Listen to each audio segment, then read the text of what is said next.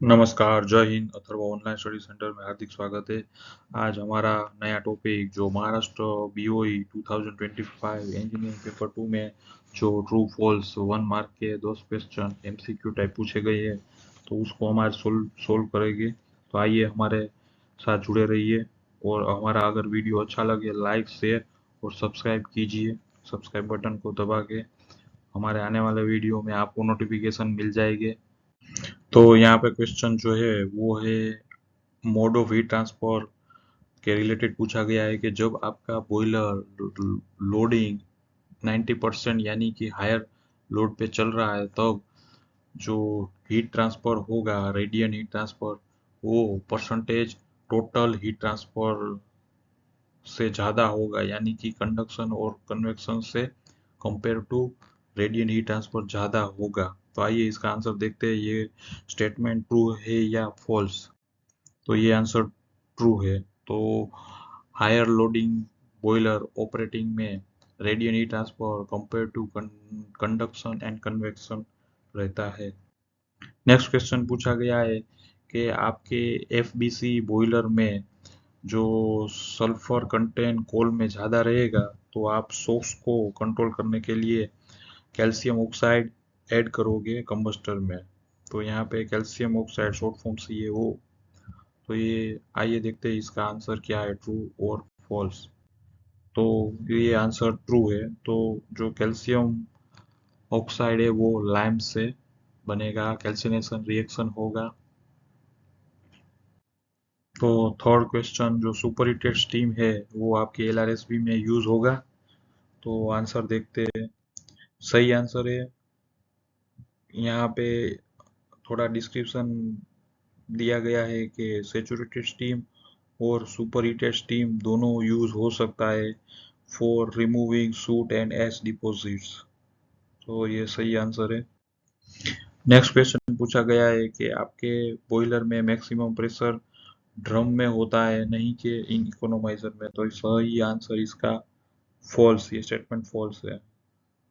अब ये question induce draft definition दिया गया है कि इंड्यूस ड्राफ्ट डेफिनेशन क्या है। तो जब भी आपके पावर प्लांट में जो बॉयलर में ड्राफ्ट क्रिएट होता है, वो difference between weight of column of hot gas inside chimney and column of outside air is called induced draft। तो ये स्टेटमेंट क्या है, ट्रू है या फॉल्स? देखते हैं इसका आंसर। ये फॉल्स है। Next question, the every abrasiveness index gives hardness of coal, यानी कि जो ये एब्रेसिवनेस इंडेक्स है वो हार्डनेस ऑफ कोल दिखा रहा है। और caking index is a measure of binding property of coal, यानी कोल की बाइंडिंग प्रॉपर्टी केकिंग इंडेक्स को कहते हैं। तो ये स्टेटमेंट ट्रू है, सही आंसर ट्रू है। नेक्स्ट क्वेश्चन पूछा गया है कि 1 kg of CO needs 1.57 kg of oxygen and produces 2.57 kg of CO2। तो इसका सही आंसर ये फॉल्स है, ये स्टेटमेंट, क्योंकि यहाँ पे इक्वेशन शो कर रहा है जो carbon monoxide plus oxygen carbon dioxide. तो यहाँ पे ये मोलेकुलर वेट दिया गया है। तो यहाँ पे आप जो ऑक्सीजन 1 kg CO रिक्वायर्ड, कितना kg oxygen 32 divide by 28।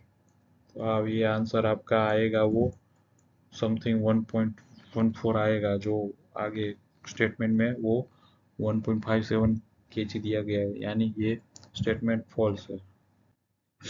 Next question जो पूछा गया है कि अगर आप स्टीम प्रेशर बढ़ाओगे 7 kg से 10 kg, तो आपके स्पेसिफिक वॉल्यूम क्या होगा, इंक्रीज होगा। तो ये आंसर ये फॉल्स स्टेटमेंट है। जब भी आप प्रेशर को इंक्रीज करोगे, तो डेंसिटी ऑफ स्टीम इंक्रीज होगा और स्पेसिफिक वॉल्यूम डिक्रीज होगा। प्रेशर और specific volume vice versa inversely proportional है। नेक्स्ट क्वेश्चन, जो best team for indirect heating in most individual industrial processes is as dry as possible। Question number 9 जो statement है वो true है। अब यहाँ पे it maximise the heat transfer during condensation, यानी कि ये स्टीम का प्रॉपरली और स्पीड में कंडेंसेशन होता है, हीट ट्रांसफर इजीली हो सकता है, इसीलिए ड्राई सेचुरेटेड स्टीम को मोस्टली इंडस्ट्रियल इंडायरेक्ट हीटिंग में यूज किया जाता है।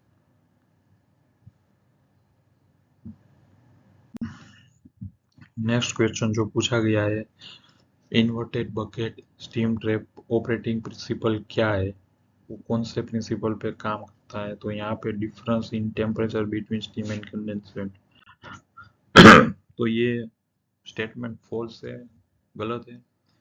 Inverted bucket steam trap operate based on difference in density, यानी कि density difference between steam and condensate, तभी ये ऑपरेट होता है। तो यहाँ पे टेम्परेचर नहीं है, based on difference in between density, steam and condensate. Thank you for watching.